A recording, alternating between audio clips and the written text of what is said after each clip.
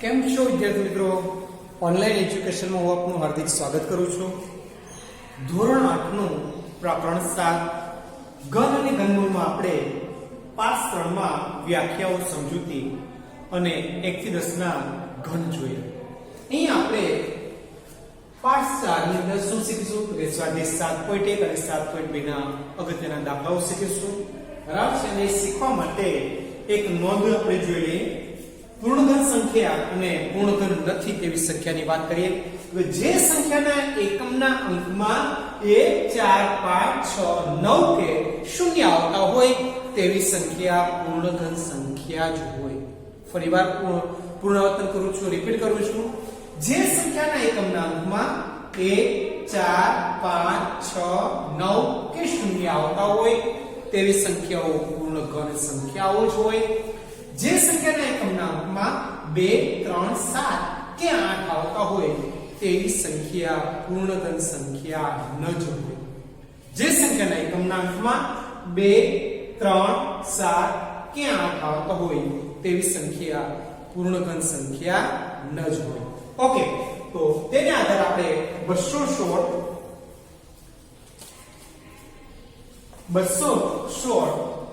અને 128 બે દાખલાઓ ચેક કરવાના છે. આમ તો જવાબ મેં સમજાવ્યા હતા, ફરી વાર રિપીટ કરીએ. એકમના અંકમાં 6 છે તો તમે કહેશો કે સર જે સંખ્યાના એકમના અંકમાં 1 4 5 6 9 કે 0 છે પૂર્ણઘન છે, માટે અહીં લખીશું પૂર્ણઘન સંખ્યા છે. પૂર્ણઘન સંખ્યા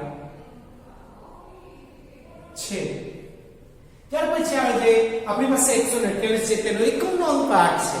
તો જે સંખ્યાના એકમના અંકમાં 2 3 7 કે 8 આવતા હોય એવી સંખ્યા પૂર્ણઘન સંખ્યા નથી જ, માટે એ લખી નાખીશું કે 128 પૂર્ણઘન સંખ્યા નથી. પૂર્ણઘન સંખ્યા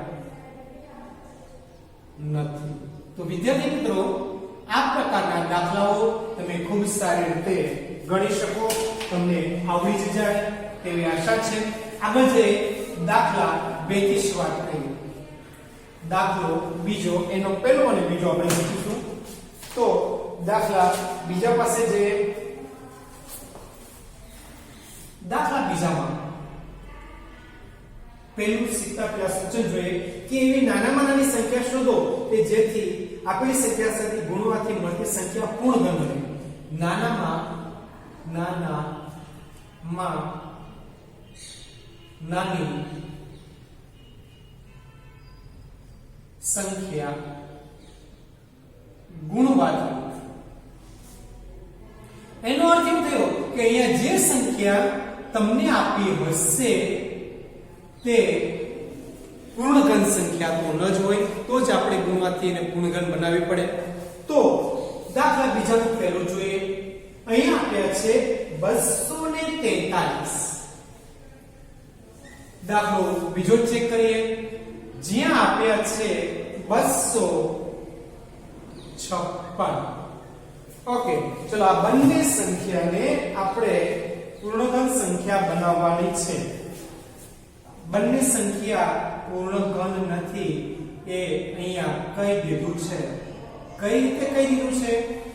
તો અહીંયા તમારે કંઈક ઘટતું હશે એ પૂર્ણ કરવાનું છે, ત્યારે જે પૂર્ણઘન બનશે. તો એ આપણે ચેક કરતા જઈએ. બંને દાખલા એક સાથે ગણીશું.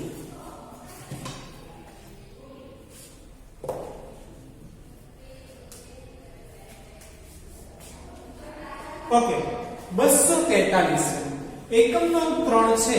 તમારી વિભાજકની ચાવી જોઈએ તો જે સંખ્યાના એકમના અંકમાં 2 4 6 8 કે 0 હોય તેવી સંખ્યા, આ બેની ચાવી થઈ, ભાગી શકે 2 વડે 3. તો કે જે સંખ્યાના અંકોના સરવાળાને જો 3 વડે ભાગી શકો તેવી અને તેવી સંખ્યાને 3 વડે વિશેષ ભાગી શકાય. તો અહીંયા પહેલા આપણે 243 નો સરવાળો કરીએ, કારણ કે આપણે 3 વડે એ ચાવી કામ આપે છે કે નહીં. તો કે 3 ને 4 7 × 9, 3 વડે તમે એ 3 ની વિભાજકની ચાવી છે 3 વડે એને ભાગી શકો છો. તો 3 વડે ભાગીએ 243 ભાગ્યા 3. 3 વડે ભાગીશું 3 8 24 3 3 એકુ 3 જોઈ શકો છો 81 તેરી 243 થાય આગળ જોઈએ 81 ને પાછા 3 વડે ભાગવા પડે 3 2 6 3 7 21 27 તેરી 81 9 તેરી 27 3 તેરી 9 3 એકુ 3 તો તમારે જોઈએ તો આ પૂર્ણઘન સંખ્યા નથી કારણ કે 243 છે એ 243 બરાબર 3 નો ઘન ચલો એ પણ તો અહીંયા તમારી પાસે 3 નો વર્ગ છે 3 નો વર્ગ છે એક 3 જેટલી સંખ્યા ઘટે છે જોઈ શકો છો 2 છે જો એ 3 ભાઈની સાથે એનો ગુણાકાર કરીએ તો આપેલી સંખ્યા પૂર્ણઘન બની જશે તો ચેક કરીએ સરખી જોડ હોવી જોઈએ તો 243 ગુણ્યા જો 3 કરતા જે જવાબ મળે પૂર્ણઘન સંખ્યા હશે તો અહીંયા લખીશું કે 3 વડે ગુણવાથી તો આપણે ચેક કરીએ કે 243 ને 3 વડે ગુણતા શું મળે છે 243 ગુણ્યા 3 3 તેરી 9 3 4 12 વધી પડીએ 3 2 6 ને 1 7 729 છે એ પૂર્ણઘન સંખ્યા છે 729 છે પૂર્ણઘન સંખ્યા છે તો એ લખવું પડે 243 ને 3 વડે ગુણવાથી એ પૂર્ણઘન બનશે ને જોઈ શકો છો એક તગડાભાઈ ઘટે છે એક પેર છે 3 ની એક પેર્સમાં અહીંયા ઘટે છે એ તગડાભાઈને જો તમે બોલાવેશો તો આપેલી સંખ્યા પૂર્ણઘન બની જાય ચલો 256 વડે દાખલો ચેક કરી લઈએ એકમનાંકમાં 6 છે બેની વિભાજ્યતાની ચાલને આધારે તમે આ દાખલો ગણી શકો છો જે સંખ્યાને એકમનાંકમાં 2 4 6 8 કે શૂન્ય આવતા હોય એવી સંખ્યાને તમે 2 વડે ભાગી શકો છો તો 2 વડે ભાગીએ 2 વડે ભાગીએ 12 2 ને 24 એક વધશે 2 8 16 128 256 થાય આગળ જઈએ ફરીવાર 2 વડે 2 6 12 2 4 8 64 2 128 થાય 32 2 64 થાય 16 2 32 થાય 8 2 16 થાય 4 2 8 થાય 2 2 4 થાય અને 2 એકા 2 અહીંયા તમારે જોડ જોવાની છે તો તમારી પાસે એક પેન્સ અહીંયા સુધીની બેનો ઘન શક્ય છે અહીંયા એક બગડા ભાઈ ઘટે છે જોઈ શકો છો તમે બરાબર છે તો એ લખીશું 256 ને 2 વડે ગુણવાથી એ પૂર્ણઘન બને 2 વડે જો ગુણી નાખશો તો એ સંખ્યા પૂર્ણઘન બની જશે ચેક કરીએ મેં તમને જે કીધું છે સાચું છે કે ખોટું 256 ગુણ્યા 2 6 2 12 નો બગડો વધી પડી 1 5 2 10 ને 11 નો એકડો વધી પડી 2 2 4 1 5 512 છે એ પૂર્ણઘન સંખ્યા થઈ માટે જો અહીંયા એક સંખ્યા જે ઘટે છે એ 2 વડે જો ગુણી નાખશું તો આપેલી સંખ્યા પૂર્ણઘન બની જશે ચલો દાખલા નંબર 3 માં લઈએ તમને હું હવે દાખલો ત્રીજો અહીંયા યાદ રાખશો નાનામાંની સંખ્યા ગુણવાથી હવે જે ત્રીજામાં આવે છે કે નાનામાંની સંખ્યા ભાગવાથી તો એક ભાગતા એટલે કે દૂર કરવા અને ગુણવાથી એટલે કે ઉમેરવા આ શબ્દ ભૂલશો નહીં તો દાખલા ત્રીજામાં છે તમારી પાસે એવી નાનામાંની સંખ્યા શોધો કે જેના વડે તમને આપેલી સંખ્યાને ભાગવાથી મળતી સંખ્યા પૂર્ણઘન બને દાખલો ત્રીજો ભાગવાથી શબ્દો વાપરી નાખું છું એનું પહેલું 81 આપેલા છે બીજું તમને 128 આપેલા છે ચલો બંને દાખલાઓ આપણે ગણીશું ફરીવાર. હતી એ જ પદ્ધતિ, મજા આવે તેવા દાખલાઓ છે.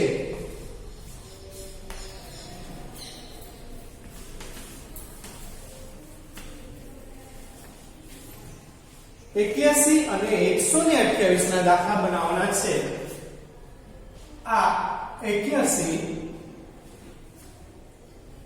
આ 128.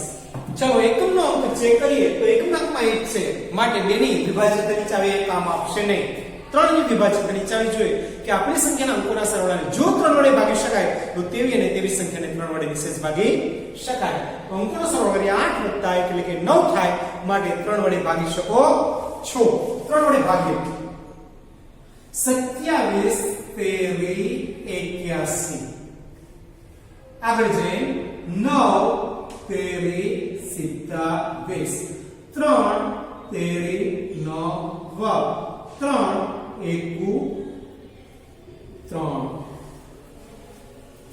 અહીંયા હવે આપણે જોયા દાખલો પૂર્ણ છે. યસ, પણ આપેલી સંખ્યા એ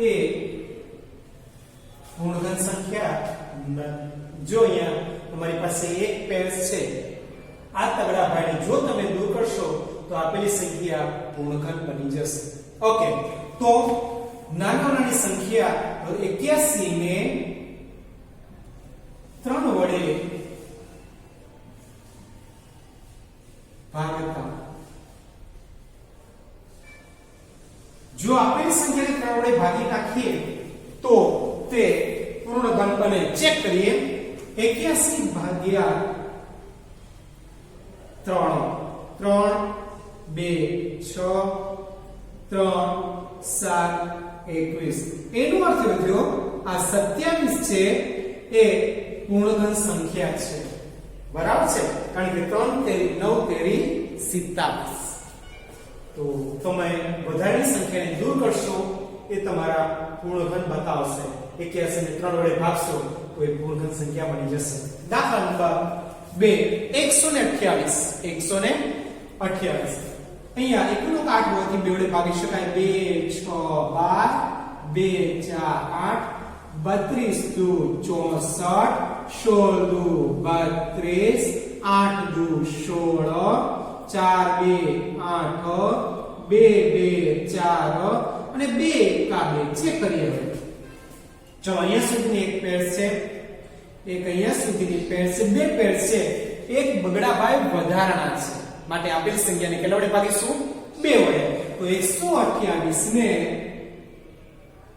2 વડે ભાગતા એ પૂર્ણઘન બનશે. હવે ચેક કરીએ, ભાગી જોઈએ પૂર્ણઘન બને છે કે નહીં. આ 128 ભાગ્યા 2 2 6 12 0 0 8 ઉતારીએ છીએ 2 4 8 0. તો 64 છે એ પૂર્ણઘન સંખ્યા છે. શા માટે? ચોકે 16 ચોકોને 64. માટે જો આપેલી સંખ્યાને 2 વડે ભાગી નાખીએ તો 128 એ પૂર્ણઘન બની જશે. તો વિદ્યાર્થી મિત્રો, આ પ્રકારના દાખલાઓ પણ તમે જાતે કરશો. હવે હું તમને સ્વાધ્યાય 7.2 માં લઈ જવા માંગુ છું. સ્વાધ્યાય 7.2 ટાઇટલ બદલી નાખો. પેજ નંબર તમારા પાઠ્યપુસ્તકના 116 પર આવેલું છે. સ્વાધ્યાય 7.2 પાના નંબર 116. સ્વાધ્યાય 7.2 માં દાખલો પહેલો ચેક કરીએ.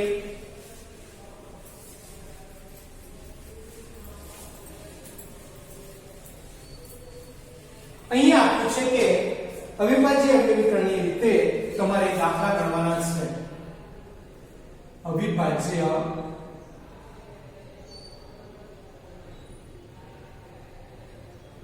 અવયવીકરણ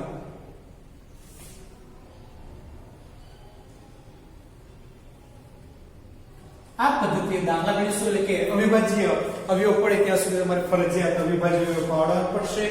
એનો દાખલો પહેલો તમારે શોધવાનું છે ઘનમૂળ. શું શોધવાનું છે? ઘનમૂળ. બે દાખલાઓ ગણી અહીંયા આપણો આ પ્રકરણ 7 પૂર્ણ કરીશું. પહેલો દાખલો છે 64 64. બીજો દાખલો છે બીજા જગ્યાએ સીધું પાંચમો ગણીશ 15625. પાંચમો 15625. ચલો બંને દાખલા હું તમને શીખવી રહ્યો છું તો બરાબર સમજી લેજો. ખૂબ જ મજા આવે એવા દાખલા છે. ઘણું શોધવાનું કીધું શબ્દ બરાબર સમજી લેજો. એનો અર્થ કે આપેલી સંખ્યા પૂર્ણ ઘન જ હોય તમારો દાખલો પૂર્ણ ન થાય ત્યાં સુધી કન્ટિન્યુ એના અવયવ પડ્યા જ કરશે. પણ તમને અહીંયા ઘડિયા બરાબર આવડવા જ જોઈએ. આ શરત છે. જો તમને ઘડિયા નથી આવડતા તો તમે દાખલામાં અટકી શકો. હવે 64 છે. એકમનો અંક 4 છે. અહીંયા વિભાજ્યતાની ચાવી ફરીવાર યાદ કરીએ કે જે સંખ્યાના એકમના અંકમાં 2 4 6 8 કે 0 આવતા હોય તેવી અને તેવી સંખ્યાને 2 વડે વિશેષ ભાગી શકાય છે. માટે 2 વડે ભાગીએ તો 2 3 6 2 2 4 32 ગુણે 64 થાય. આગળ જઈએ 16 ગુણે 32 થાય. 8 ગુણે 16 થાય. 4 ગુણે 8 થાય. 2 2 4 અને 2 એકુ 2. તો આપેલી સંખ્યા પૂર્ણઘન છે. યસ, સમાન ભાગ પડે છે. તો તમે અહીંયા લખી શકો કે 64 બરાબર 2 ની 3 ઘાત. જોઈ શકો છો અહીં પેસ અને 2 ની 3 ઘાત. તો 64 બરાબર 2 2 4 4 ની 3 ઘાત છે. ચોકે ચોકે 16 ચોકને 64. માટે હવે તમે ઘનમૂળ શોધી શકો. તો 64 નું જો ઘનમૂળ કાઢીશું તો તમને જવાબ મળશે 4. તો વિદ્યાર્થી મિત્રો ખૂબ જ મજા આવે તેવા સહેલા દાખલાઓ છે. હજી એક દાખલો શીખવી અને તમારું આ પ્રકરણ અહીંયા હું પૂર્ણ કરીશ. તો જોઈએ 15625. એકમનો 5 છે. સંખ્યા ખૂબ જ મોટી હોય એ જોઈને કદી ગભરાઈ જવું નહીં. 15625 અહીંયા તમારી 2 ની ચાવી તો કામ ના આવે કારણ કે એકમના અંકમાં 2 4 6 8 0 હોય એવી સંખ્યાને 2 વડે ભાગી શકો. 3 વડે ભાગવા છે તો અંકોનો સરવાળો કરી જોઈએ. 1 + 5 + 6 + 2 + 5. 5 ને 2 7 7 ને 6 13 13 ને 14 અને 5 19. તમે 3 વડે પણ નિશેષ ભાગી શકતા નથી. યાદ કેવું રાખવાનું જે સંખ્યાના એકમના અંકમાં 5 કે 0 હોય તેવી સંખ્યાને 5 વડે નિશેષ ભાગવા. બીજું એકમને દશકથી બનતી સંખ્યા જો 25 હોય ને તો યાદ રાખજો એકમને દશકથી બનતી સંખ્યા જો 25 હોય તો યાદ રાખો સીધું તમારે 5 વડે જ ભાગાકારની શરૂઆત કરવી. આપણે આપેલી સંખ્યાને 5 વડે નિશેષ ભાગીશું. કેટલા વડે ભાગીશું? 5 વડે. 15 6 25 ભાગ્યા 5. 5 તેરી 6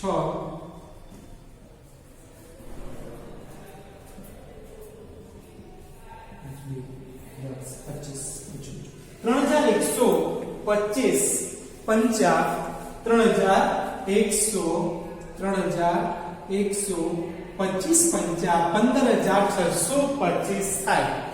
ઓકે, હજી આગળ જઈએ. પાછા 5 વડે ભાગીએ. 5 6 30. 5 6 30. 1 વધ્યો 12. 5 2 10. 1 વધ્યો 30 31 25 છે. 5 વડે ભાગીએ છીએ. 5 6 30. 1 વધ્યો 12.